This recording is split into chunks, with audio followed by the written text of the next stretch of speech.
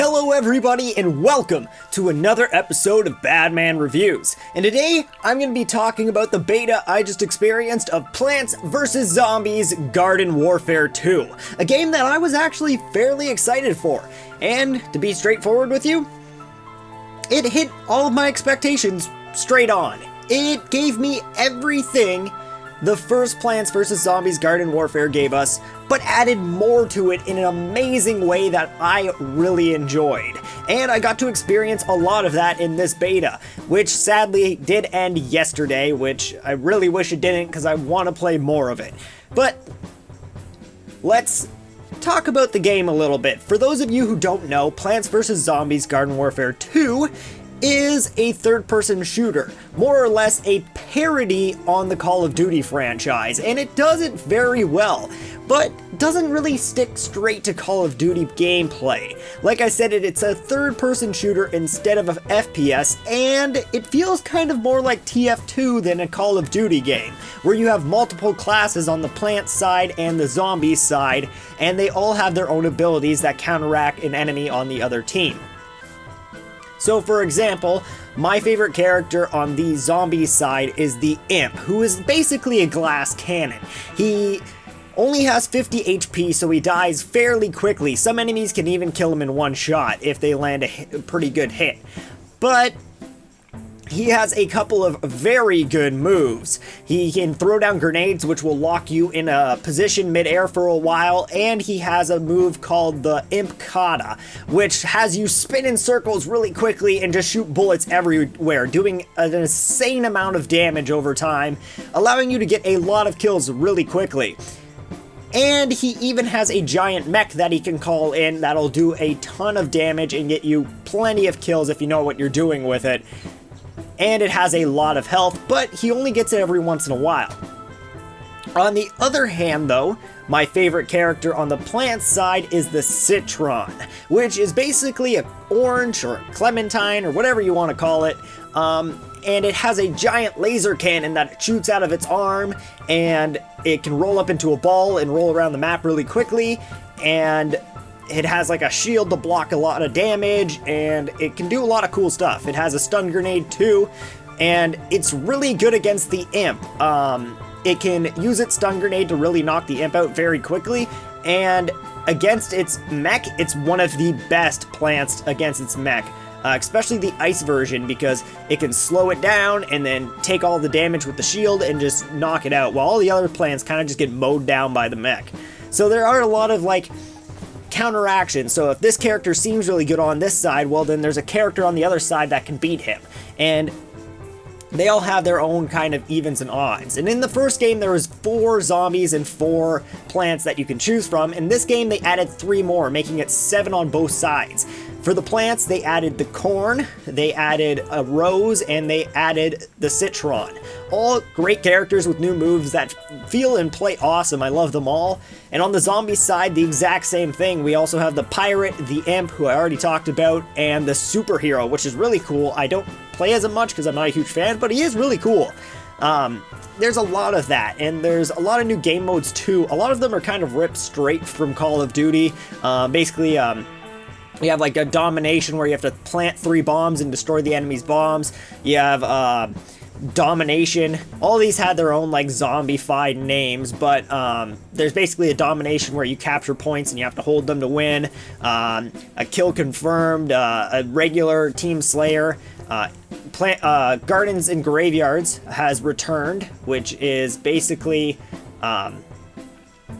if I'm correct, or maybe it's Herbal Assault, I can't remember, but it's a like Invasion from Halo Reach, where one team has a base that they have to protect and the other enemy team has to capture that base. And if they capture it, then the map expands and another base pops up, and you have to keep doing that until you get to the last base, and if you can blow up that last base, then you win. It's a big, like, it's a long, big map, and it's really fun. I really enjoy that game mode too. It's a really good and fun. It's a really good and fun game. The other thing I really love is the hub world that they added. So in the first game, you wanted to play multiplayer, you wanted to play all this other stuff. It was your standard menu. You just clicked multiplayer, you clicked Garden Ops, which is like their wave-based kind of horde mode. or just custom games or whatever. In this one, they've gotten rid of that main menu and they've put in a hub world instead. So you can either be on the zombie side or the plant side. And you can go and you can change your characters and your classes and upgrade your characters, change your costumes, all that kind of jazz. You can check the leaderboards, you can grab quests, you can turn on split screen, you can do a story mode, which they didn't have in the beta sadly, but I'm very interested in seeing what they do with the story mode. I would love to have a really cool third-person shooter Plants vs. Zombies story mode. I don't know why I'm excited for that, but it would be really cool. And you can do all this stuff basically in this main hub world that works really well. And you can do that on both the zombies and plants side. And in the center of the map, there is kind of a battlefield between these two bases. And if you go out there, you can shoot at minions, tiny minions, or you can start this wave-based combat where enemies just keep coming at you until you hit this endless mode. And you hit an endless mode and just monsters just keep coming. Me and my friend actually we couldn't die. We were that good at it. And we actually had to just be like, okay, we're done, and back off and finish what and go and actually play some multiplayer. It's a really cool hub world that actually can be is being expanded on the main game.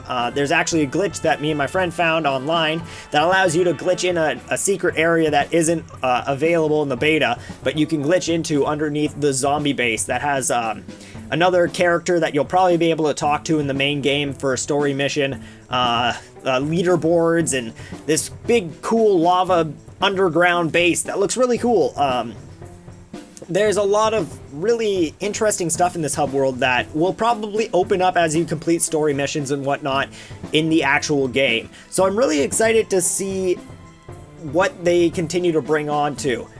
Now, the one thing that I'm not so keen on is that in the original Plants vs. Zombies, the way that unlocking characters and extra abilities and basically the plantable like turrets and stuff that you can put on the map to help you out, the way that you unlock these was through card packs. You would buy a card pack with the in-game currency that you get from winning matches, and you can basically open up these card packs and get cards, which would either give you new characters or new stuff to put on your character. And it made a pay-to-win environment because you were able to buy these card packs with real money, meaning that people who would spend money would get all of the characters that they wanted and have all the OP characters and abilities right off the bat, and they'd be able to do whatever they want while everyone else had to kind of save up their money and buy them. And it wasn't too bad because you can play a couple matches and you could get the money fairly quickly to be able to buy these. But in the beta, from what I've seen so far, the card pack prices have been hiked. Instead of in the first game buying a character, you could buy a booster pack that came with, to get a character you needed 5 pieces of that character, the head, the body, arms, whatever, and you would unlock that character if you got all 5 pieces. Well, there's a card pack that always gives you the 5 pieces you need, so it's basically a guaranteed new character.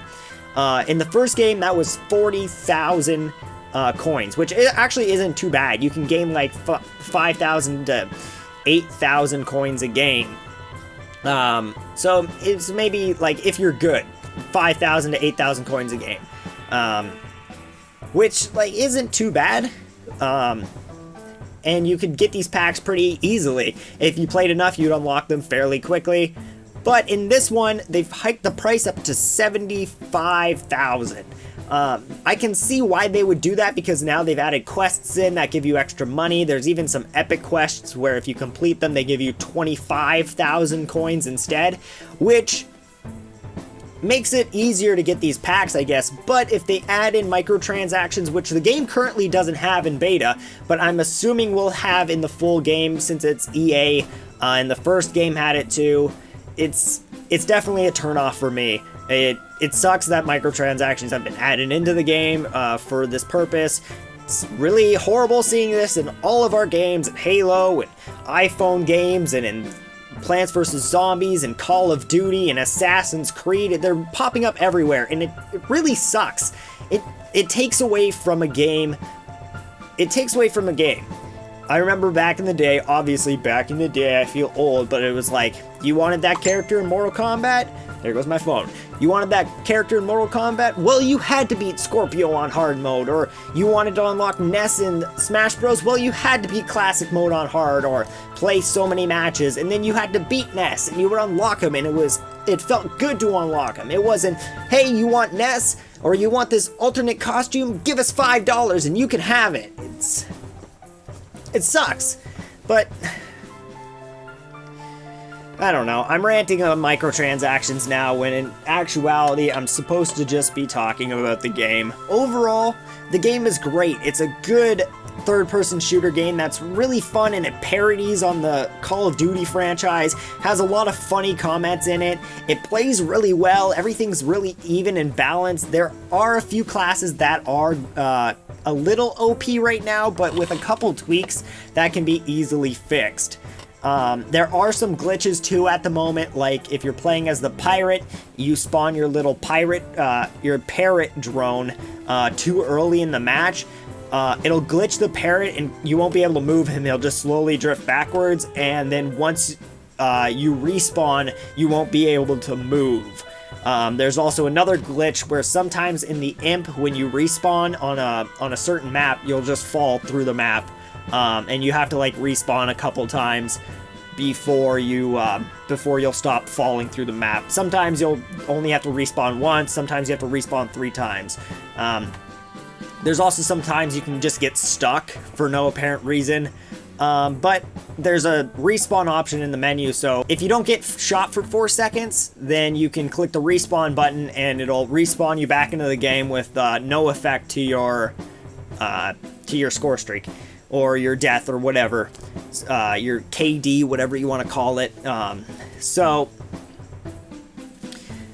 So far from what I've played, it's really good. I'm impressed with it. It's improved on everything the first game. It made partying up a lot easier. In the first game on the Xbox One, it was kind of easy to party up, but on the Xbox 360, it was impossible. You had to like get into a match and then hope that the match had an empty slot, and then invite your friend and hope that he got in before the slot was taken.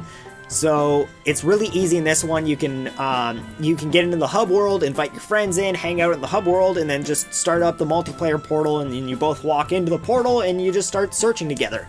It's great. I love it, and there's a lot in this game that's improved on the first one, and I don't know if I'm into the price point though. The first game when it came out, they knew it was like kind of a funny spoof, multiplayer only kind of game so they plopped the price at, I think it was like $30, $40, which was totally worth it. I totally dropped the money on that.